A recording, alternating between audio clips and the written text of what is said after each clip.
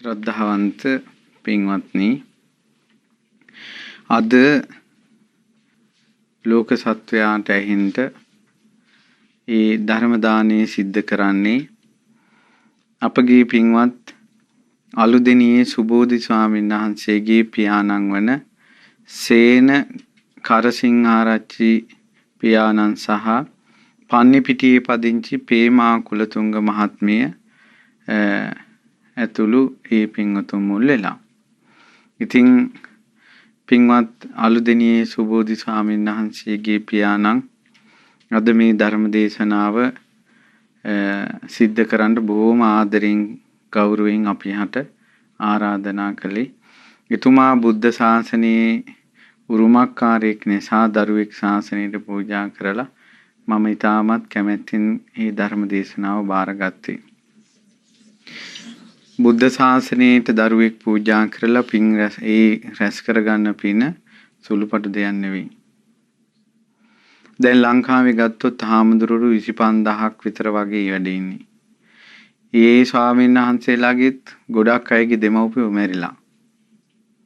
කීප පිරිසකගේ දෙමව්පියෝ තමයි ජීවතුන් අතර ඉන්නේ.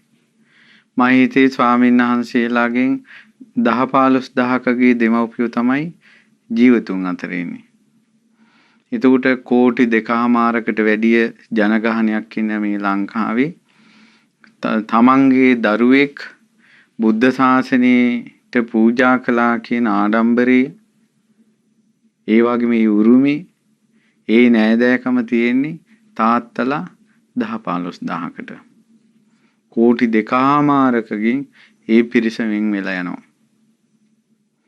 ඒ නිසා ධර්මාශෝක අධිරාජ්‍ය පවා බුද්ධ ශාසනයේ උරුමයක් ගන්නට ඒ මුළු ජම්බුද්දීපේටම යුව රජ පදවිය තිබුණ, තමාගේ ඇවෑමින් රාජ්‍යයේ හිමිව තිබුණ මිහිඳු කුමාරයා පැවිදි කළා. යම් කුලයකින් යම්කිසි දරුවෙක් පැවිදි වුණාට පස්සේ ඒ දරුවා රකින්න සීලෙන් කියන බණ පදවලින්, ඒ වගේ මේ දරුවා ශාසන ප්‍රතිපදාවේ හැසිරීමෙන් පින් රැස් වෙන්නේ මේ අම්මයි තාත්තාටයි. මොකද මේ පැවිදි කරන්නත් දෙමව්පියන්ගේ අනුමැතිය අහනවා. උපසම්පදා කරන්නත් අනුමැතිය අහනවා. අනුඤ්ඤාතෝසි මාතා පිතුහි, අම්මා තාත්තා කැමැතිද ඔබ උපසම්පදා වෙනවට කියලා ගරුතර මහා සංඝයා සීමා මාලකයේදී අහනවා. ආම බහන්තේ, අම්මයි තාත්තයි මගේ මහානකමට උපසම්පදාවට කැමැති කියන වචනේ කටින් පිට වුණොත් විතරයි උපසම්පදාව ලැබෙන්නේ. එහෙනම් ඒ රකින්න කෝටියක් සංවර සීලේ පින ඒ අනුමැතිය ලැබලා දුන්න තාත්තාට අම්මාට අනුමෝදන් වෙනවාමයි. තමාගේ පුතා දොස්තර කියමින්, තමාගේ පුතා ඉංජිනේරුවා කියමින්, තමාගේ පුතා අහවල් තැන මහා ඉහළින් කතා කරන අම්මාවරු තාත්තාවරු ඉන්නවා. උන්දලට ඒවා ගොඩාක් ලොකු විදිහට පෙනෙනවා. අපි වුණත් මේ ධර්මයේ දන්නේ නැති කාලේ මේ සමාජයේ ලොකු පඩියක් හම්බෙන යම් රස්සාවක් කරනවාද, ඒක දෙමව්පියෝ තමන්ගේ දරුවන් එතනට පැමිණවීම ලොකු ආඩම්බරයක් කොට සලකනවා. නමුත් ඒ දෙමව්පියන්ගේ හිත්වල තියෙන දුක් ගින්දර කාටවත් නිවන්න බෑ. බුද්ධ ශාසනයට දරුවෙක් පූජා කළාට පස්සේ ඒ දරුවා කියන බණ පදයකින්, ඒ දරුවා නිසා මිනිසු පින් කරගන්න එකෙන් ඒ දෙමව්පියෝ බොහෝ පින් රැස් කරගන්නවා. මක් නිසාදයත් මතක තියාගන්න, හුදෙක් අපි පවා දහම් දෙසද්දී මිනිසු පින් දෙන්නේ අම්මයි තාත්තට. මම දන්න එක මෑණි කෙනෙක් ඉන්නවා. ඒ මෑණියන්ගේ ගෙවල් වලට ගෙදරට ගොඩාක් කරදරයි. ඊට පස්සේ දවසක් අපි වන්දනා කරගෙන ඉන්නකොට මේ මෑණි පවුලේ ඇවිල්ලා හිටියා. එතන හිටපු කෙනෙක්ගේ ඇඟට ආවේශයක් ආවා. ඇවිල්ලා කිව්වා මමයි මේ ගෙදර යක්ෂණියෙක් වෙලා ඉපදිලා ඉන්නේ. මේ ඔක්කොටම කරදර කරනවා මං. මේකි මට පේන්න බෑ. දැන් අර එකේ මෑණිගේ පුතා මහාන වෙලා ඉන්නේ ආරණ්‍යයක. කිව්වා මේකිව පේන්න බෑ, දරුවෙක් මහාන කරපු නිසා මේකිට මට කරදර කරන්න බෑ කිව්වා. මේකිගේ ඇඟෙන් මොකද්ද රශ්මියක් විහිදලා යනවා. මං ඒක යක්ෂයන්ගෙන් දැනගත්තා කිව්වා දරුවෙක් මහාන කරපු නිසා කොහේක වෙන්නේ. අපිට කිට්ටු වෙන්න බෑ කිව්වා. මේ ජීවිතේ පවා අద్භූත වූ ආරක්ෂාවක් මේ මෑණියන්ට පියාණන්ට සැලසෙනවා දරුවෙක් බුද්ධ ශාසනයට පූජා කිරීමෙන්. ඉතින් ඒ නිසා තමන්ගේ දරුවාට හයිකෝට් ඇඳගෙන ඉහළ නිලතලවල වැජබෙනවා දකින්න දෙමව්පියෝ අහිංසකව කඳුළු සලනවා. නමුත් මේ තුන් ලෝකෙම වැඳුම් පිදුම් ලබන්නේ දරුවෙක් තවත් කෙලෙස් තමන් දුරු කිරීමත් අන් අයට කෙලෙස් දුරු කරන්න මඟ පෑදීමත් තුලින්. මාග්නිසාදයත් මේ බුද්ධ දේශනාව එක්තරා සූත්‍ර දේශනාවක තියෙනවා. ඒ දේව සද්ද සූත්‍රය. යම් කිසි දරුවෙක් පැවිදි වෙනකොට දෙව්ලොව කතා වෙනවා කියනවා අහවල් අම්මගේ අහවල් තාත්තගේ අහවල් නම් තියෙන පුතා මාර්යත් එක්ක යුද්ධ කරන්න හදනවා කියලා. දිව්‍ය ලෝකේ පවා ඒ මව්ගේ පියාගේ නාමය කතා බහට ලක් වෙනවා දරුවා මහාන වෙන්න හිතන නිසා. මේවා සුළුපටු දේවල් නෙවෙයි. බුදුවරු නැති අසංඛ්‍යය ගණන් කල්ප තියෙනවා. ඒ බුදුවරු නැති අසංඛ්‍යය කල්ප ගණන් වල ඒ අසංඛ්‍යය කල්ප ගණන් වල අසංඛ්‍යය කියන්නේ ගණන් කරන්න බැරි කල්ප. එක කල්පයකට එක දරුවෙක් ඉපදෙනවා කියලා හිතන්නකෝ. එතකොට දරුවෝ අසංඛ්‍යයක් ඉපදිලත් බුදුවරු නැති නිසා තමන්ගේ දරුවෙකුට කසාවතක් දාන්න බෑ. බුද්ධ ශාසනයකමයි මේක තියෙන්නේ. කිසිම ගුණයක් නැති අම්මා කෙනෙක් කිසිම ගුණයක් නැති තාත්තා කෙනෙක් වුණත් මැරුණාට පස්සේ කටක් කරලා මිනිසුන්ට කියන්න පුළුවන් මේ දෙන්නට ජාතක දරුවා බුදුසසුනට පූජා කළා කියලා. ඊට එහා මේ ಗುಣ වරුණාවක් මේ මවුට කොහින්ද පියාට කොහින්ද? ඒ නිසා දරුවෙක් පැවිදි කිරීම ඒසා ආනුභාවයි. ඊළඟට දරුවෙක්ගේ පැවිද්දට බාධා කිරීම ඒසා විපාක සහිත පාපයක්. ඉතින් ඒ නිසා මම ඒ ගුණ කතනයේ මොහොතක් සිද්ධ කළේ ඔබට සතුටු වීම පිණිස. අවංකවම අහිංසකව ඒ සතුට ප්‍රීතිය හද මඩලේ තියාගත්තට වරදක් නැහැ. ඒක අහිංසකයි. මහාන තමන් මැරෙන මොහොතේ නමුත් කසාවතක් මේ පොරවාගත්ත තමන්ගේ දරුවා සිහි වුණා කියලා කියන්නේ එතන තියෙන බන්ධනයක් නෙවෙයි ශාසනයට දරුවෙක් පූජා කළා කියන හැඟීමයි. ඊට පස්සේ ඕන වෙලාවක තමන්ගේ මහාන වෙලා ඉන්නවා නම් දරුවා අසනීපයක් කරදරයක් වුණ ඕනම වෙලාවක පිරිත් ටිකක් කියව ගන්න පුළුවන්. ගොඩාක් අය අසනීප වෙනකොට පිරිතක් කියා ගන්න හාමුදුරු නමක් හොයා ගන්න අමාරුයි. තුන් වේල ඇඳ වටේ ඉඳගෙන පිරිත් කියනවා. පැවිදි වුණ හාමුදුරු නමකගේ දෙමව්පියන්ගේ වටා. ඔවුන්ට මරණාසන්න මොහොතේ ඇහෙන්නේ පිරිත් හඬ. ඊළඟට අර ඉස්සර තිබ්බා වගේ දෙමව්පියන්ගේ උනන් මොකක් හරි පව්කාරකමකින් නිරේ ඉපදුනා කියලා හිතන්න. සමහරට නිරේ ගිනි දැල් දකිනකොට කසාවත් පොරවගත්ත දරුවා මතක් වෙන්න පුළුවන්. එපමණකින් චුත වෙනවා නිරේ. ඒ නිසා දෙවියන්ගේ බඹුන්ගේ වැඳුම් පිඳුම් ලබන සිරිමත් බඹ සිරසෙහි මේ පාපිසිනා සැරියුත් මහමුගලම් පිළිවෙලිනා සැරියුත් මහමුගලන් ආදී සංගරුවන බ්‍රහ්මයාගේ සිරසේ පාපිස්සා ඒ පරපුරෙන් පැවතගෙන එන සංගරුවනට නමස්කාර වේවා. ඉතින් මහා පිනක් ඉෂ්ට සිද්ධ කරගෙන සිටින ඔබට අද දවසේ ඉතාමත් වටිනා දහම් අවවාදයක් ලැබලා දෙනවා. හරිම වටිනවා. අතිශයින් වටිනවා. ඒ තමයි චතුරාර්ය සත්‍ය ධර්මයේ. යම් කිසි කෙනෙක් පැවිදි වෙනවා නම් පැවිදි වෙන්නේ චතුරාර්ය සත්‍ය අවබෝධ කරගන්නනේ. බුදුරජාණන් වහන්සේ වදාළානේ අතීතේ යම් කිසි කෙනෙක් මනාව පැවිදි වුණා නම් පැවිදි වුණේ චතුරාර්ය සත්‍ය අවබෝධ කරගන්නයි. වර්තමානයේ කෙනෙක් මනාව පැවිදි වෙනවා නම් පැවිදි වෙන්නේ චතුරාර්ය සත්‍ය අවබෝධ කරගන්නයි. අනාගතයේ කෙනෙක් පැවිදි වෙනවා නම් පැවිදි වෙන්නේ චතුරාර්ය සත්‍ය අවබෝධ කරගන්නමයි. එතකොට චතුරාර්ය සත්‍ය කියලා එනවා. මිනිසුත් චතුරාර්ය සත්‍ය කියලා කියනවා. විභාගෙ ලියනකොටත් අපි දුක්ඛ සමුදය නිරෝධ මාර්ග කියලා චතුරාර්ය සත්‍ය ලිව්වා. නමුත් අපි දන්නේ නැහැ චතුරාර්ය සත්‍ය මොකක්ද කියලා. යම් කෙනෙක් චතුරාර්ය සත්‍ය අවබෝධ කළාද ඔහු තමයි සංසාරයෙන් නිදහස් වෙන්නේ. කවුරු හරි කිව්වොත් එහෙම මම මෛත්‍රී බුද්ධ ශාසනයේ මට නිවන් දකින්න ඕන කියලා මෛත්‍රී බුද්ධ ශාසනයේ අවබෝධ කළ යුත්තේ චතුරාර්ය සත්‍ය ධර්මයයි.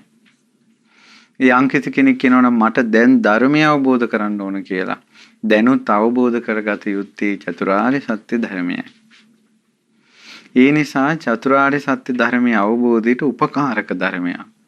ප්‍රබල උපකාරක ධර්මයක්. මහත්සේ උපකාරක ධර්මයක් සලසන සූත්‍ර දේශනාවක් අද කියලා දෙන්නේ.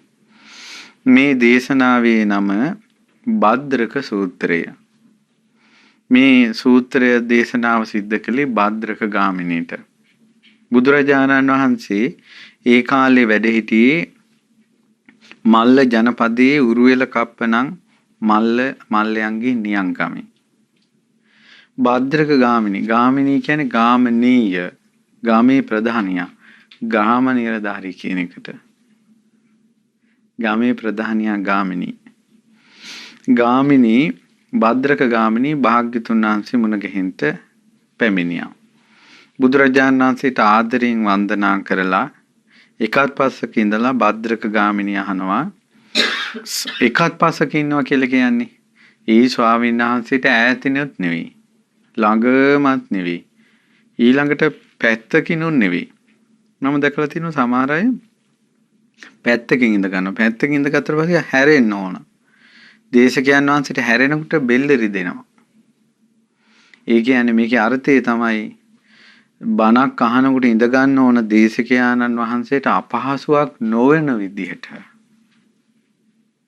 දුර ඉඳගත්තට පස්සේ හයියෙන් කියන්න ඕන. උගුර රිදෙනවා. ළඟ ඉඳගත්තට පස්සේ රහසෙන් කියන්න ඕන. ඒකත් හොඳ නැහැ. ඔය ඔක්කොම සලකලා තමයි ඔය උපද්‍රව වලින් තොරව මනාව පොඩ්ඩක් ඉස්සරහින් ඉඳ ගන්නවා. ඒකට තමයි එකත් පස්ව ඉඳ ගන්නවා කියන්නේ. එකත් පස්ව ඉඳගෙන ඇහුවා සාදු මේ භන්තේ භගවා දුක්ඛස්ස සමුදයංච අත්ංගමංච දේසේතුති. අනේ ස්වාමීනි භාග්‍යවතුන් වහන්සේ මට දුකේ හට ගැනීමත් නැතිවීමත් දේශනා කරනවා නම් කොයිතරම් හොඳද. අහංචතේ බුදුරජාණන් වහන්සේ දේශනා කරනවා අහංචතේ ගාමිනී අතීතං අද්ධානං ආරබ්බ දුක්ඛස්ස සමුදයංච අත්ංගමංච දේසෙය්‍යං එවං අහෝසි අතීත මද්දානන්ති තාත්‍රසේ සියා කංකා සියා විමති. මං ගාමිනී දැන් ඔබ අහපු ප්‍රශ්නෙට අතීතයේ මෙහෙම දුක තිබ්බා මෙහෙම දුක හටගත්තා කියා අතීතයේ දුක කිව්වොත් එහෙම ගාමිනී නුඹට සැක හිතෙන්න පුළුවන්. විමති හිතෙන්න පුළුවන්. මං අනාගතයේ දුක හටගන්නේ මෙහෙමයි කියලා කිව්වොත් ගාමිනී නුඹට සැක හිතෙන්න පුළුවන් විමතියක් ඇති වෙන්න පුළුවන්. අපිචායන් ගාමිනී ඉදේව නිසින්නෝ එත්තචතේ නිසින්නස්ස දුක්ඛස්ස සමුදයංච අත්ංගමංච දේසිස්සාමි. දැන් ඔබ ඉඳගෙන ඉන්නවනේ. ඉඳගෙන ඉන්න ආසනයේම දුකේ හට ගැනීමයි නැතිවීමයි තේරෙන විදිහට මම දේශනා කරන්නම්. තන් සුනෝහි අහන්ට සාදුකං මනසිකරෝහි හොඳට නුවණින් විමසන්ට වාසිස්සාමි මම දේශනා කරන්නම්. ඒවම් බන්තේති එහෙමයි ස්වාමීනි ඉඳගෙන ඉන්න ආසනයේම දුකේ හට ගැනීමයි නැතිවීමයි තේරෙන්න බණක් කියන්නම් කිව්වා. මම මේ ධර්ම දේශනාව කලින් කරලා තියෙනවා. ඇත්තටම ඉඳගෙන ඉන්න ආසනයේදීම තේරෙනවා. ඔබටත් දැන් මේ පුංචි කාලය ඇතුළත ඔය ඉන්න ආසනයේම ඔබටම හිතෙනවා ඇත්තටම මං ඉඳගෙන ඉද්දීම මේ ආසනයේදීම මට තේරුණානේ දුකේ හට ගැනීමයි නැතිවීමයි. ඒ නිසා හොඳට අහන්න. මතක තියාගන්න බුදුරජාණන් වහන්සේ වදාළේ ඔතන ඉඳලම ඒ කියන්නේ වර්තමානයේ ඔතන ඉඳලම දුකේ හට ගැනීමයි නැතිවීමයි තේරෙන්න ධර්ම දේශනා කරන්නේ. අතීතය ගැන කියන්නේ නැත්තේ අනාගතය ගැන කියන්නේ නැත්තේ මේ සැකයක් විමතියක් ඇති වෙයි කියලා. මතක තියාගන්න දුක ගැන සැක හිතුවොත් විමතියක් ඇති කළොත් ඕක එහෙම වෙන්න පුළුවන්ද කියලා දුක අවබෝධ වෙන්නේ නැහැ. දුක අවබෝධ වෙන්නේ දුක ගැන සැක කළොත්. මේකනම් දුකක්මයි මේකනම් ඇත්තමයි කියලා දුක අදහා ගන්න තරමට දුක අවබෝධය සිද්ධ වෙනවා. සැක හිතුවොත් වෙන්නේ. ඒ නිසායි බුදුරජාණන් වහන්සේ දේශනා කරන්නේ මං අතීතය ගැන කියන්නේත් නැහැ අනාගතය ගැන කියන්නේත් නැහැ කිව්වොත් සැකයක් උපදී. ඔබ ඔය ඉන්න ආසනයේදීම දුක අවබෝධ වෙන හැටියට කියන්නම් කිව්වා. ඊට පස්සේ තං කිම්මඤ්ඤසි ගාමිනී අත්තිතේ උරුවේල කප්පේ මනුස්සා යේ සන්තේ වදේනවා බන්ධනේනවා ජානියාවා ගරහයවා උප්පජ්ජයුං ශෝක පරිදේව දුක්ඛ දෝමනස් උපායාසාති. ගාමිනී මේ උරුවේල කප්පේ මිනිස්සු ඉන්නවද? ඒ මිනිසුන්ට මොන හරි කරදරයක් වුණොත්, දුකක් වුණොත්, නින්දාවක් ආවොත්, හිරේ විලංගුවේ දැම්මොත්, මැරිලා ගියොත්, ව්‍යසනයක් වුණොත් දුක හිතෙන අය ඉන්නවද? දැන් ඔබ දෙස බලන්න. දැන් ඔබ දෙස බලලා දැන් කල්පනා කරන්න කාට හරි කරදරයක් වුණොත්, ලෙඩක් දුකක් වුණොත් එහෙම ඊට පස්සේ මොන හරි නොකරපු වැරද්දකට අහුනොත් ඊළඟ මැරුණොත් එහෙම පපුව පිච්චිලා යනවා. අතට ගත්ත බත් පිට කා ගන්න බැරිව දවසේම බලාගත්තු අතේ බලාගෙන දස දිබ්භාගෙට කෝල් කර කර අනේ මොකද උනේ කියලා තොරතුරු අහන තමන්ගේ කට්ටිය ඥාතින් ඉන්නවද? ඔයාලට ඉන්නවද? ඉන්නවා. ගාමිණී කිව්වා මටත් ඉන්නවා ස්වාමීනි උරුවෙල් කප්පේ ශෝක පරිදේව දුක්ඛ දෝමනස්ස ඇති වෙන. ඊට පස්සේ ඊළඟට බුදුරජාණන් වහන්සේ අහනවා ගාමිණී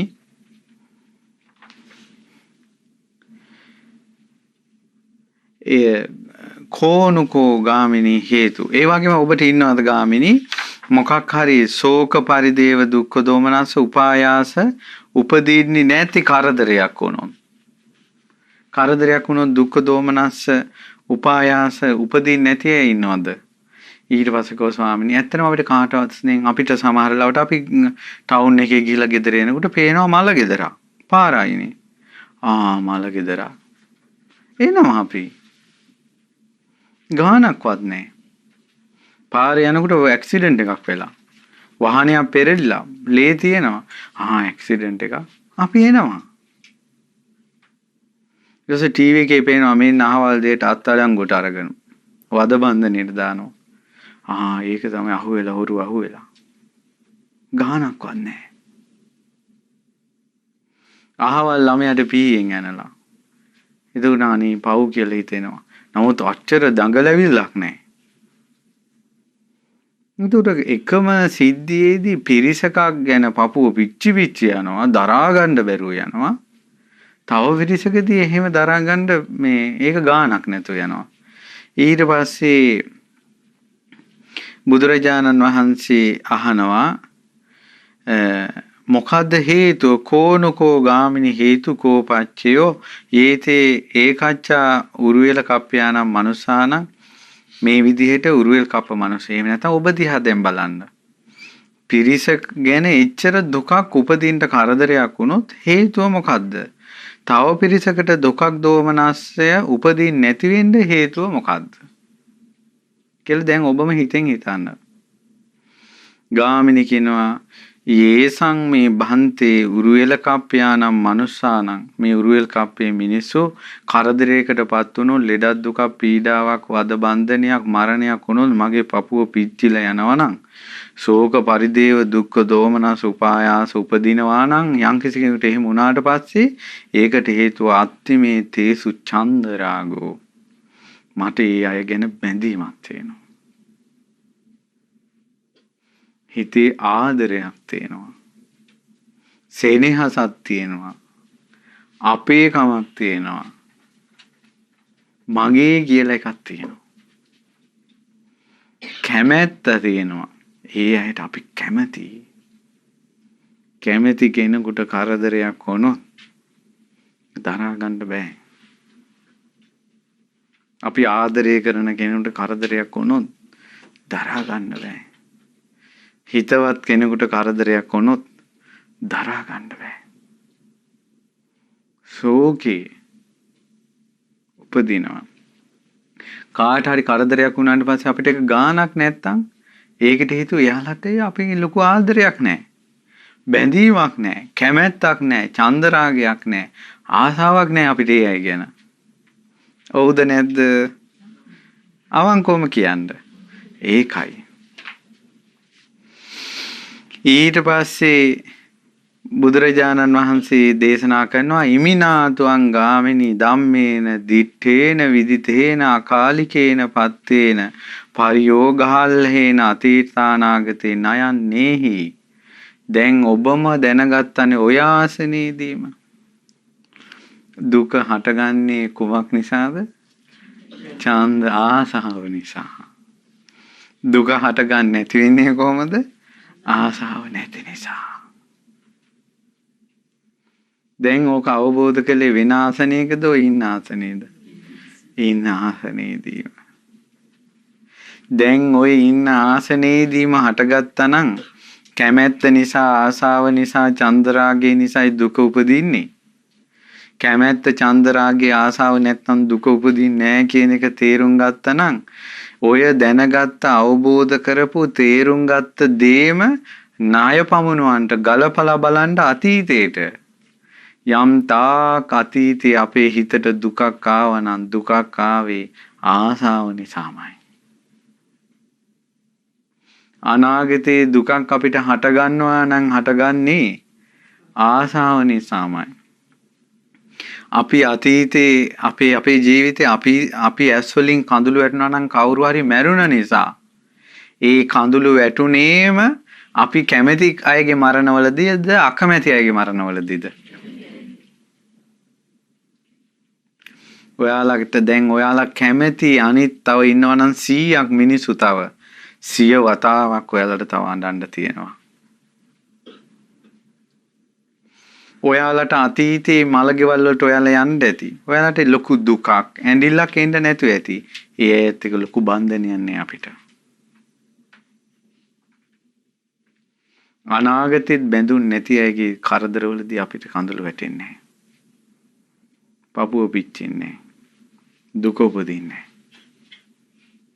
දැන් ණය පමුණුලා බලන්ට කිව්වා සාදු සාදු බන්තේ ස්වාමීනි පුදුම දෙයක් නේ කිව්වේ ආච්චර්යං බන්තේ අద్භූතං බන්තේ යාව සුභාසිතං බන්තේ භගවතා කොච්චර ඇත්තක්ද මේ කිව්වේ ආශ්චර්ය අద్භූතයි. ඒ කියන්නේ අතීතේ අනාගතේ කොහේ දුක උපදින්නේ චන්දරාගේ නිසා ආසාව නිසා කියලා කිව්ව බණපදේ කොච්චර ඇත්තක්ද? අත්තිමේ බන්තේ චිරවාසී නාම කුමාරෝ මට දරු සිඟිත්තෙක් ඉන්නවා. මට දරු පැටියෙක් ඉන්නවා චිරවාසී කියලා. බහි ආවසතේ පටිවසති වෙන ගෙදරක ඉන්නේ. ඔයාලගේ ජී කතාවෙන් ගත්තොත් එයා හොස්ටල් එක නවත්තලා ඉන්නේ. එයා ඈත බෝඩියමක නවත්තලා ඉන්නේ. එයා ඈත ගෙදරක නතර කරලා ඉන්නේ. ඉතින් සෝක්වාහං බන්තේ කාලස්සේ උත්ථාය පුරිසං උයෝජේමි මම උදේම නැගිටලා පුරුෂයෙකුට කතා කරලා කියනවා ගච්ඡ බණී චිරවාසී කුමාරං ජානාහි ඵලයන් ගිහිල්ලා අපේ කාගේ තොරතුරු අහගෙන වරින්. දින ස්වාමීනි ඔය මිනිස්සයා ඉන්න ප්‍රමාද වුණොත් හවස වෙනකොට මගේ පපුව පිච්චෙනවා. මගේ පපුව පිච්චෙනවා. මගේ හිත මොකක්දෝ වෙලා යනවා. මාහේව චිරවාසිස්ස කුමාරස්ස කිංචි ආබාධයිතා මගේ කොල්ලට කරදරයක් වද්ද ලෙඩක් වද්ද. ඉතින් මට හිතෙනවා ඉතින් බුදුරජාණන් වහන්සේ දැන් ඕකෙදින් ඔයාලට තේරෙන භාෂාවෙන් ගත්තොත් එහෙම පිට ඉන්න ළමයාට කෝල් එකක් ගන්නවා. ෆෝන් එක උස්සන්නේ. ක්ලාස් ගියා 2 වෙනකොට එන්න ඕන. ඒ බස් එකේ ආවේ නැහැ. පපුවට මොකද වෙන්නේ? චුට්ටක් බලන්න. ස්කූල් වෑන් එකේ ළමයා එන්න ඕන. තාම ආවේ නැහැ. ෆෝන් කෝල් ගත්තට ෆෝන් එක උස්සන්නේ නැහැ. නිකම්ම මේ පපුවට අපහසු වෙන්නේ නැද්ද? ශෝක පරිදේව දුක්ඛ දෝමනස් උපායස උපදින්නේ නැද්ද? කී කෝල් කීයක් ඊට පස්සේ ගන්නවද? අර හිට ගන්නවා මෙහිට ගන්නවා. දැන් ඔය ස්කූල් වෑන් එකේම ඔය ස්කූල් බස් එකේම ආපු නැති තවත් ළමයි නැද්ද? ඒ අය ගැන අපි හිතනවද? අපේ ළමයාගේ කාරණාවේ දුක උපදින්නේ අහනවා තංකින් මඤ්ඤසි ගාමිනී මොකද්ද ගාමිනී මේ ගැන හිතන්නේ? ওই දරුවට කරදරයක් වුණොත් මොකක් වෙයිද? ওই දරුවා මැරුණොත් මොකක් වෙයිද? ওই දරුවා හිරේ විලංගේ වැටුණොත් මොකක් වෙයිද? ওই ළමයට මොකක් හරි උපද්‍රවයක් ආවොත් මොකක් වෙයිද? ඊට පස්සේ කියනවා චිරවාසිස්ස මේ භන්තේ කුමාරස්ස මගේ චිරවාසි කියන කුමාරයාට කරදරයක් බන්ධනයක් මරණයක් වුණොත් එහෙම ස්වාමීනි මගේ ජීවිතේ පව නැති වෙන්න පුළුවන්. ශෝක පරිදේව දුක්ඛ දෝමනස් උපායාස උපදින එක ගැන කවර කතාවද? ඉතින් බුදුරජාණන් වහන්සේ දේශනා කරනවා ඒතං ගාමිනී පරියායේන වේදිතා ඉමිනාපිකෝ ඒතං ගාමිනී පරියායේන වේදිතබ්බ ඔය කාරෙනුත් තේරුම් ගන්න ගාමිනී යංකින්චි දුක්ඛං uppajjamaනං uppajjati සබ්බන්තං ඡන්ද මූලකං ඡන්ද නිදානං ඡන්தோහි මූලං දුක්ඛසාති ඔය කාරණාවිනුත් තේරුම් ගන්න දුකට මුල කැමැත්ත කියලා ආසාව කියලා හිතේ තියෙන බන්ධනේ මගේ අපේ එක හොඳට කල්පනා කරන්න. හිතෙන් තියෙන බැඳීම දුකට මුල. අපි දැකලා තියෙනවා මිනිසුන්ගේ කිස් සුදු වෙනවා. රැවුල සුදු වෙනවා අපි දැකලා තියෙනවා. අපි හිතන ඕන වයින්සට යනවා කියලා. යම් දවසක තමාගේ දකින්නවද කිස් සුදු වෙනවා. යම් දවසක තමාගේ රැවුල සුදු වෙනවා තමා දකින්නවද අන්න එදාට පපුව මොකද්ද වෙලා යනවා. ඇයි මගේ කැමැත්ත අපි කැමැති මේ ශරීරයට කැමැති අල්ලගෙන ඉන්නේ ආසයි. ඕකිනුත් තේරුම් ගන්න කිව්වා දුක උපදින්නේ කැමැත්තෙන්මයි. දැන් ඉතින් යාළුවෝ හදා ගන්නවා. වන්දනාවේ ගිහිල්ලා භාවනා වැඩසටහන් වලට ගිහිල්ලා ගමන් බිමන් ගිහිල්ලා යාළුවෝ හදා ගන්න 10 15 දෙනා කෝල් කර කර හදා ගන්න. අපේ කන් හදා ගන්න. මොනවද හදාගන්නේ? දුක. දුක හදාගන්නේ. යාළුවෝ වැඩි වෙන්න දුක වැඩි. හිතවත්කම් වැඩි වෙන්න දුක වැඩි. තමන්ගේ දේවල් කියලා රැස් කරගන්න දුක වැඩි. කැමැත්ත වැඩි වෙන්න දුක වැඩි. ආසාව වැඩි වෙන්න දුක වැඩි. කැමැත්ත අඩු වෙන්න දුක අඩුයි. ආසාව අඩු වෙන්න දුක අඩුයි. මගේ කියන ඒවා අඩු වෙන්න දුක අඩුයි. තමන්ම තේරුම් ගන්න. කල යුත්තේ කුමක්ද කියලා තමන්ම තේරුම් ගන්න.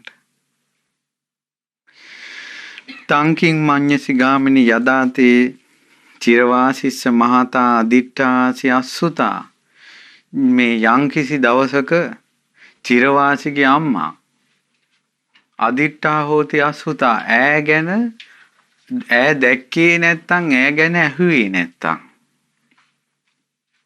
අහෝසි චිරවාසිස්ස මාතුයා චන්දෝවා රාගෝවා ප්‍රේමං වාති ඡන්දයක් කැමැත්තක් රාගයක් ප්‍රේමයක් උපදීද චිරවාසිගේ අම්මා කියන්නේ භද්‍රක ගාමිණීගේ කවුද? බිරිඳ. නුඹගේ බිරිඳ ගැන නුඹ කලින් අහලා නැත්තම් දැකලා නැත්තම් ඈ ගැන ප්‍රේමයක් රාගයක් උපදීද නෑ කිව්වා. ස්වාමීනි කවදාවත් උපදින්නේ දස්සනං වාතේ ගාමිනී ආගම්ම සවනං වාතේ ගාමිනී ආගම්ම ඒවන්තේ අහෝසි චිරවාසිස්ස මාතුයා ඡන්දෝවා රාගෝවා ප්‍රේමං වාති යම් දවසක දැක්කාද යම් දවසක ඇහුවාද එදාට නේද රාගේ ප්‍රේමේ ඉපදුනේ. ඇහුවත් එහෙමයි. ඒ අහනවා ඒ අංකල්ට හොන් මේ දුවෙක් ඉන්නවා යා මේ අවුරුදු 20ක් විතර වෙනවා. හරි ලස්සනයි කොණ්ඩේ දිගයි. මෙහෙම එයා තවත් කාත් එක්කවත් යාළු වෙලා නැහැ. කිකිය විස්තර ටිකක් කොල්ලෙකුට කිව්වම දැකලා නැතුන් අහපු පමණින්ම ප්‍රේමේ උපදිනවා. ප්‍රේමේ උපදිනවා. රාගේ උපදිනවා. කැමැත්ත උපදිනවා. ඊට පස්සේ එයාට කියනවා ඔයා දන්නවද හරි වැඩි ගිය අපි කතා කරලා හිටිය අර ගෑනු ළමයෙක් ගැන ඇක්සිඩන්ට් එකකින් මැරිලා ඉරේ. අන්න පිච්චෙනවා. අයියෝ අහපු නිසා. අහලත් නැත්තම් දැකලත් නැත්තම් චන්දරාග ප්‍රේම උපදින්නේ. ඉතින් ගාමිණී චිරවාසීගේ මාතාවට ඔබගේ බිරිඳට කරදරයක් වුණොත් ඔබට ඉවසන්න පුළුවන්ද? ස්වාමීනි මම මැරිලා යයි. එච්චර ආදරේ ගාමිණී. ඒ කියන්නේ ගාමිණී එච්චර අමුදරුවන්ට බැඳිලා තියෙන්නේ. ඉතින් ස්වාමීනි මට මගේ හිත වෙනස් වෙයි මට පිස්සු හැදෙයි. ශෝක පරිදේව දුක්ඛ දෝමනස් උපායසයි උපදිනෙක් ගැන කවර කතාවද මගේ බිරිඳ මට නැති වුණොත්.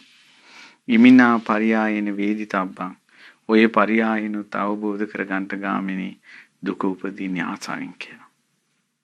කැමැත්තෙන් කියලා. ප්‍රේමයෙන් කියලා. ශෝකී උපදින්නේ. එතකොට මට මතකයි සමහර එක මාපිය අඳුරන එක්තරා මේ ගෙදරක බිරිඳ නැති වුණා. බිරිඳ නැති වුණාට පස්සේ ඒ පුරුෂයා එයා බෙහෙත් ගේන්න ගිහිල්ලා හිටියේ මගදීන් තමයි ආරංචි වුනේ. එතන ලොකු ගිනි ගොඩක් තිබ්බා. ඇවිලිලා ගිය අලු ගොඩක්. ඒ බිරිඳ නැති වුණා කියපු ආරංචිට එකපාරම පැන්නි අලු ගොඩට. අලු යා මුළු ගමටම ඇහින්න කෑ ගැහුවා. ඒ ගෑනු කෙනාගේ නම කියලා කෑ ගැහුවා. කඳුළු සැලුවා. ගෑණියෙක් වෙනුවෙන් පිරිමියෙක් එච්චර අඬන්න ඕනේ. ගෑණියෙක් වෙනුවෙන් පිරිමියෙක් එච්චර ශෝක වෙන්න ඕනේ. එහෙමකට ශෝක කරනවා. අඬනවා. කොමක් නිසාද? එච්චර බැඳිලා. එච්චර බැඳිලා. ඔබ යම්තාක් බැඳෙන ඔබගේ හිතේ තියෙයිද? කැමැත්ත ඔබගේ හිතේ තියෙයිද? එච්චරට ඔබට අඬන්න වෙයි. එච්චරට ශෝක කරන්න වෙයි. කරන්න දෙයක් නැහැ. හැම වෙලාවම සුදු මැණිකේ හැම වෙලාවෙම මේ වගේ හුරතල් බස් කියා තොඳුල් කර ඉන්න තොත්ත ජීවිත තියෙනවනේ. ශෝක වෙවි මෙරිලා යනවා. කඳුළු වට්ටන්න නැතුව ඉන්න පුරුදු වෙන්න ඕන. බැඳීම් ටික අඩු කරගන්න පුරුදු වෙන්න ඕන. පුරුදු වෙන්න ඕන. නුවණ විමසන්න ඕන. කොහොම බැඳීම් අඩු කරගෙන එනකොට අපිම දන්නේ නැතුව ඒ බැඳීම කොටු වෙනවා ගෙදරට. ගෙදරට කොටු වෙලා දැන් අර බිරිඳ ගැන මම තව එක කාරණාවක් කියන්නම්. මට ආරංචි වුණ තව ගෙදරක් තිබ්බා. බිරිඳේ ස්වාමියා දාලා ගියා. ඒ කියන්නේ ස්වාමියා බිරිඳට ගොඩාක් ආදරේ. බිරිඳ අනාචාරය හැසිරෙනවා. වෙන මිනිහෙක් එක්ක පැනලා ගියා. ඒ බිරිඳගේ දාලා ගිය ඇඳුම් චීතය හැට්ටය ළඟ තියාගෙන කඳුළු සරනවා පිරිමි. සෝකේ. එතකොට අර ගෑණියෙක් වෙනුවෙන් ස්ත්‍රියක් වෙනුවෙන් පිරිමියෙක් මෙච්චර වැටෙන්න ඕනේද කියලා ඒක සමාජයේ දැනගත්තට පස්සේ ඒක කොච්චර ලැජ්ජාවක්ද කියලා එහෙම නුවණ උපදින්නේ නැහැ. ඒ කාරණාවේදී කියන්න තියෙන්නේ මේකයි. ඔහු එච්චර ශෝක කරන්නේ ඔහු එච්චර ස්ත්‍රියට බැඳලා හිටපු නිසා. ආදරේ වැඩි තරමට ප්‍රේමේ වැඩි තරමට ශෝකේ වැඩි. ශෝකේ වැඩි. ඊට පස්සේ තමයි තව කාරණාවක් සිහි කළ යුතුයි. ඒ තමයි ජාතක කතාවක තියෙනවා. ඒ ජාතක අති පර්වතයකට රජ කෙනෙක් හෝ බ්‍රාහ්මණෙක් හෝ තාපසයෙක් යනකොට ඔන්න මුළු දවසේම සෙනෙහසින් නටනට කිඳුරු ඉන්නේ හරියට ගීතෙන් නර්තනයේ කෙලිදෙලෙන් තමයි කිඳුරු ඉන්නේ. ඒ කිඳුරෝ එහෙම ඉඳලා රාත්‍රියට අඬනවා. ගොඩාක් අඬනවා ඒ දෙන්න. කිඳුරුයි. ඉතින් තාපසයා අහනවා මට මතක නෑ එතන තාපසයාද රජුරුද කියලා මට සිද්ධියයි මතක. අහනවා මේ මෙච්චර සතුටින් ආදරෙන් ඉන්න ඔබ අඬන්නේ ඇයි කියලා. ඒකට කියනවා මම මේ ගංගාවක් අයිනේ කරන්නේ. දවසක් නට නටා ඉඳලා ගංගාවෙන් මෙයා මේ පැත්තෙන් කිඳුර එහා පැත්තට ගියා. කිඳුරු මේ පැත්තේ. ඊට පස්සේ සිනාවේ මල් මාලක් ගොතකොතා එහා පැත්තට වීසි කරනවා. එහා පැත්තෙන් මල් මාලක් ගොතකොතා මේ පැත්තට වීසි කරනවා. එහෙම නට නටා ඉද්දිම පර්වතයට මහ වර්ෂාවක් ඇහැදහැරිලා මේ ගංගාවේ වතුර වැඩි වුණා. කිඳුරට මේ පැත්තට එන්න බෑ. කිඳුරිට එහා පැත්තට යන්න බෑ. ඉතින් රෑ එළි වෙනකල් අඬා හිටියා. අර පේනවා මේ පේනවා දෙන්නට ලං වෙන්න බෑ. ඔය අද කාලේ වාගේ අර පේනවා මේ පේනවා බඳින්න බෑ. සූක කර කර ඉන්නවා. අඬා ඉන්නවා. ඊට පස්සේ වතුර අඩු වෙච්ච ගමන්ම දෙන්න මොන ගැහුණා. වෙළඳ ගැත්තා. දවසක් ඇඬුවා. දැන් දෙන්න ගඟෙන් එහා පැත්තට මෙහා පැත්තට දෙපැත්තට යන්නේ එක තැන ඉන්නවා. නමුත් රාත්‍රිය උදා වෙනකොට අනේ ජීවිත කාලෙටම එක රාත්‍රියක් අපිට වෙන් වෙලා ඉඳ සිද්ධ වුණා කියලා අඬනවා. එච්චර ප්‍රේමයක්. ඒ මහා බෝධිසත්වී යසෝදරයි. එච්චර ආදරය කළා.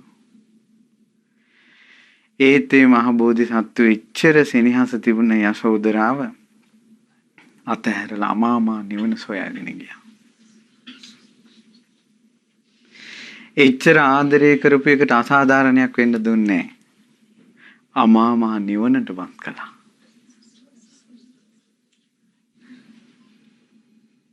හැබැයි සත්පුරුෂයෝ නිසා නිවනට කැමති නිසා කොච්චර බැඳීම තිබ්බත් නිවනට ආසනම්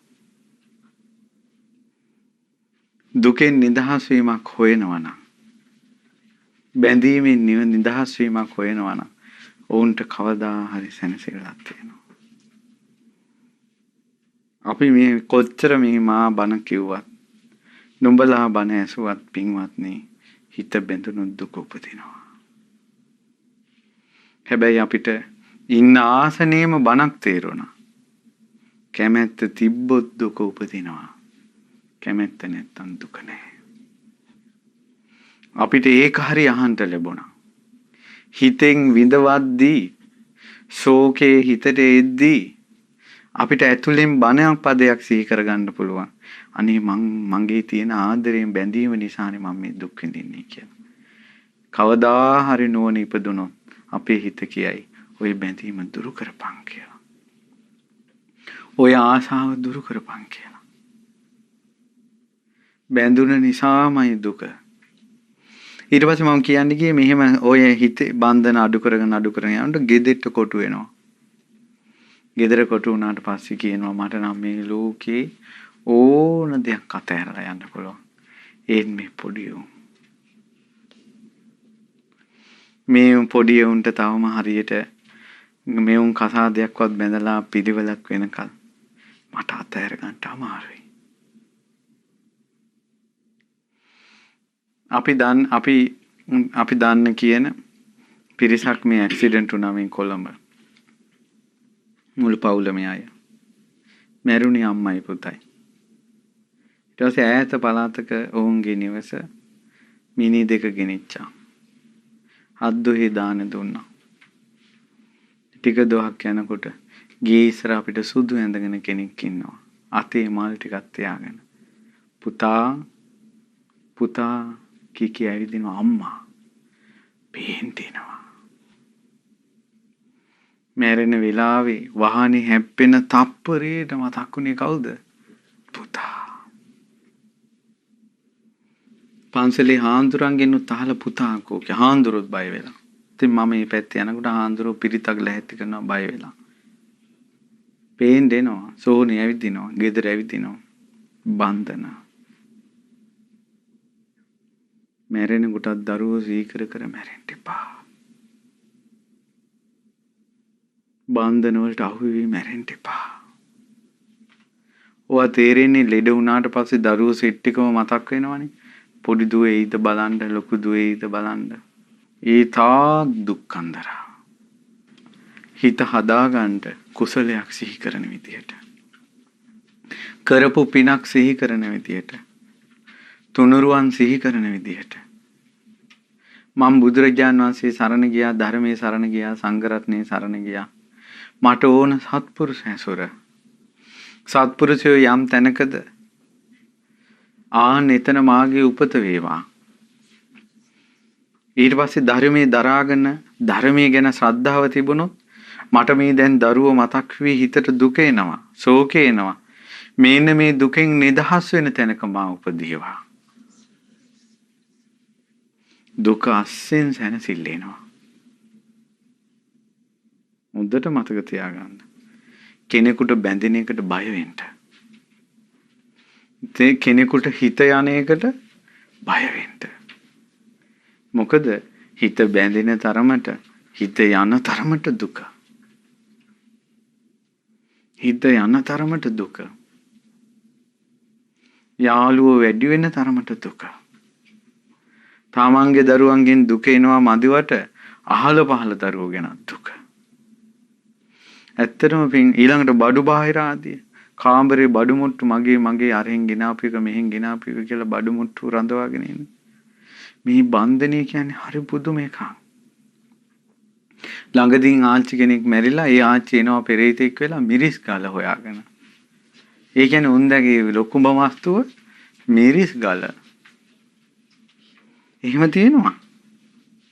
ඇයි දැන් පින්වත්නි දැන් ඉන්න කොල්ල කුරුට්ටන්ගේ ලොකුම බන්ධනය මොකද්ද? ෆෝන් එක. හොඳට බලන්න S2 පියවෙන්නේ ෆෝන් එකත් එක්ක. ඇයි ෆෝන් එක ඔබ අවසානව පාවිච්චි කරන උපකරණේ ෆෝන් එක. උදේ නැගිට ගමන් අඩ නින්දේ අත දාලා හොයන්නේ මොකද්ද? ෆෝන් එක. හා පුරා කියලා නේත්‍ර දෙකට ඉස්සෙල්ලාම පේන්නේ ෆෝන් එක. සැනසෙල්ලක් ගන්න S2 පියාගෙන නින්දකට යනකොට අවසානයේට බලන්නේ ෆෝන් එක. මිනිස්සු මැරිලා කොහේ යයිද? පින්වත්නි මිනිස්සු මැරිලා කොහේ යයිද? මේ දුක් අන්දරවලින් නිදහස් වෙන්නේ කොහොමද? මේ හිත බැඳෙන එකෙන් නිදහස් වෙන්නේ කොහොමද?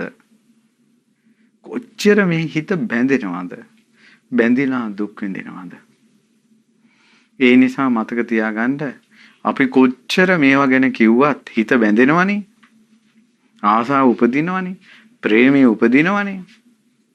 ඒ උපදින්නේ මේ විදිහට. පුංචි ළමයි ගිහිල්ලා ඒ පුංචි ළමයි කක්ක කරන ඒවා උම්ම අල්ලනවා. උම්ම කනවා. පුංචි ළමයි කිව්ව ඔයාලා ගැන. අම්මලා 10 වතාවක් 100 වතාවක් අත් වලට ගහනවා අල්ලන්න එපා කක්ක කියලා. චී කක්ක කියලා අත් වලට ගහනවා. ඒ එහෙම කරද්දින් හොරෙන් අල්ලනවා. ආඬනවා. උන්ට ඒ පුංචි දරුවන්ට ඒ කක්කා කියලා කියන්නේ සුබ දෙයක්ද අසුබ දෙයක්ද? සුබ. ඊට පස්සේ පුංචි උන් කුරුමිනියෝ අල්ලලා කටේ දා ගන්නවා. ඒතර කුරුමිනියා කියන එක ඒ ළමයාට සුබ දර්ශනයක්ද බය දර්ශනයක්ද? සුබ දර්ශනයක්. මොකෙක් හරි යනකොට මෙහෙම අල්ලන්න බලන්න. ඒතර මේ පොඩියෝ මේවා ඊළඟට තවත් තේරෙන එකක් තමයි ඉස්කෝලේ යන කාලේ නහයෙන් ඔන්න එනවා හිමීට නවි පැටියෙක් එළියට. ඊට පස්සේ හිමීට දිව දානවා. ඇයි ඒ ළමයාට එක ජරාවක්ද? ඒ ළමයාට කවුද එකක්? අම්මලා කියනවා ඔක කැතයි. හොටුවා. පොඩි එකා. මේක නැති වෙන්නේ කවන්ද? ඔව් ලොකු උනත් වෙන්නේ නැහැ. දැන් ලොකු උනා වයසට ගියත් කක්ක අල්ලනවනේ. ජරාව කනවා. වයසට ගිහිල්ලා. අවබෝධය තුළින් යම් දවසක අසූචි විදිහට තේරුණාද? කුරුමිනියෝ ආදී බය අරමුණු විදිහට තේරුණාද? ඉදාට තමයි ඒක නතර කරන්නේ. අපිත් යම් දවසක මේ නිසයි දුක උපදින්නේ කියලා නුවණින් තේරුම් ගන්න තාක්කල් නම් බැඳෙන එක නම් නතර කරන්නේ නැහැ. එක විවාහයකින් බැට කාලා දෙවෙනි විවාහයත් කරගන්නවා. පළවෙනි විවාහයෙන් බිරිඳ මැරිලා ගොඩාක් අඬලා ශෝක කරලා දෙවෙනි බිරිඳත් ගන්නවා. ඊට පස්සේ එක කොල්ලෙක්ගෙන් බැට කාලා ඊ තවත් කොල්ලෙක් එක්ක යාළු වෙනවා. ඊට පස්සේ එක කෙල්ලෙක්ගෙන් දුක් විඳලා කෙල්ලෝ නම් එපා කියලා හිතලා ආයෙ කෙල්ලෙක් දැක්කට පස්සේ යාළු වෙනවා. හැම වෙලාවෙම අවිද්‍යාව නැමැති සිතිවිල්ලක් ඇවිල්ලා කියලා දෙනවා. ඒකි නරක වුණාට මේකි හොඳයි කියලා. ඒ පාර වැරදුනාට මේ පාර වර්ධින්නේ නැහැ කියලා. පුදුම විදිහට දක්වනවා. අපි අතීතයේ අපි විඳපු දුක සිහි කරලා පොඩ්ඩක් ප්‍රමාද වෙනව නේද? අර අවිද්‍යාවෙන් අවබෝධ නොකිරීම නැමැති දේෙන් පිටිපස්සෙන් කෙවිතෙන් ගහනවා. මේක හොඳයි කියලා. හොඳට බලන්න. අපි නම් හැදෙන මිනිස්සු જાතියක් නෙවෙයි. අපි හැදෙන මිනිස්සු නම් මේතෙක් විඳපු දුක් අන්දරාව ඇති. මේතෙක් විඳපු දුක් අන්දරාව ඇති හැදෙන්න නම් කොච්චර දුක් විඳිනවද? අද එපා කියලා වමාරන දේ ආයෙත් හෙට ලෙව කනවා. එච්චර මුලාව. ඒකට කියන්නේ අවබෝධ නොකිරීම. පාලිය මොකක්ද ඒකට කියන්නේ? අවිද්‍යාව. චතුරාර්ය සත්‍ය අවබෝධ නොවීම. ඔය ඉන්න ආසනයේම අවබෝධ කරපු ධර්මයේ තේරුම් ගත්ත ධර්මයේ හොඳට හිතට ගන්න. ඔබ යම් දවසක අමා මහ නිවන අවබෝධ කරනවා නම් එදාට ඔන්න ඔය ආසනයේ තේරුම් ගත්ත ධර්මයමයි අවබෝධ කරන්නේ. කැමැත්ත නිසා දුක උපදිනවා. කැමැත්ත නැති වුණොත් දුක නැති වෙනවා කියලා.